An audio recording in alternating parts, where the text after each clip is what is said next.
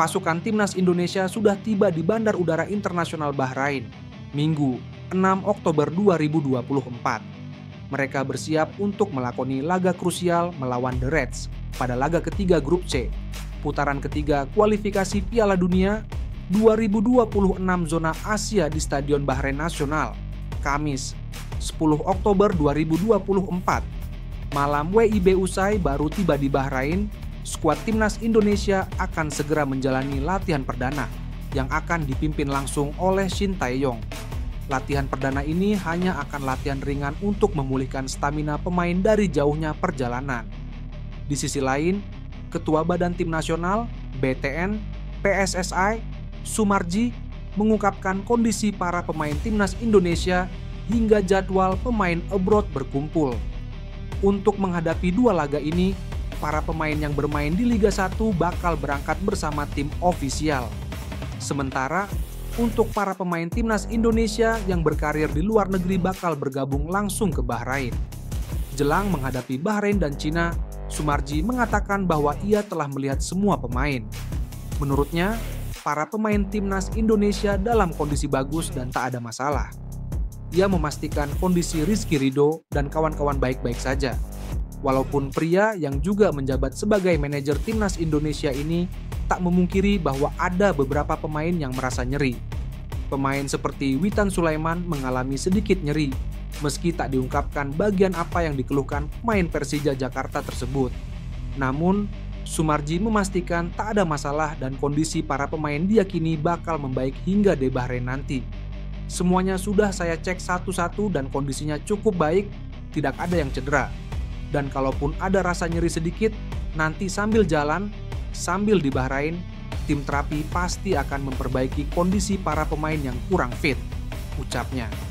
Bahkan dengan melihat kondisi para pemain, Sumarji cukup percaya diri bahwa Timnas Indonesia bakal menghadapi Bahrain dan Cina dalam kondisi terbaiknya. Apalagi laga melawan Bahrain dan Cina ini diharapkan bisa menjadi modal bagus dengan target kemenangan. Timnas Indonesia menargetkan kemenangan dalam dua laga tersebut. Pemain Timnas Indonesia, Pratama Arhan, akhirnya kembali dapat menit bermain bersama Suwon FC. Seperti yang diketahui, nama Pratama Arhan sudah lama tak muncul di skuad Suwon FC. Pemain bersua 22 tahun itu terakhir kali masuk skuad Suwon FC pada bulan Juli lalu. Kala itu, Pratama Arhan turut dibawa Suwon FC ketika menghadapi Gicheon Sangmu. Namun, pemain berposisi sebagai bek sayap kiri tersebut hanya menghangatkan bangku cadangan. Nama Arhan kemudian menghilang dari skuad Suwon FC dalam 9 laga selanjutnya. Hingga akhirnya kini Pratama Arhan kembali memperoleh kepercayaan. Mantan pemain PSIS Semarang itu ikut serta dalam skuad Suwon FC menghadapi Pohang Steelers pada Minggu, 6 Oktober 2024. Ini merupakan laga pekan ke-33 K-League 2024. Terkait hasil, Suwon FC sukses mengamankan 1 poin setelah mengakhiri laga dengan skor 1-1. Pohang sejatinya sempat unggul terlebih dahulu melalui gol Anjay Jun pada menit ke-44.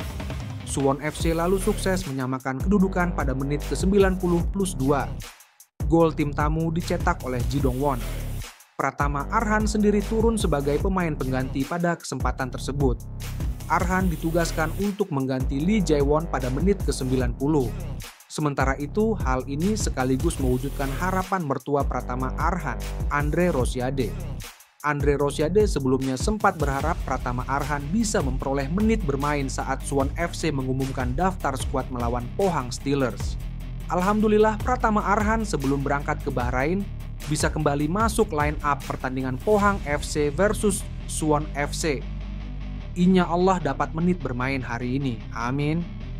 Semangat dan terus berjuang, tulis Andre Rosiade dilansir dari Instagram pribadinya. Ramadan Sananta merespons dirinya yang tersisih dari Timnas Indonesia lewat sebuah video yang melalui akun TikTok pribadinya.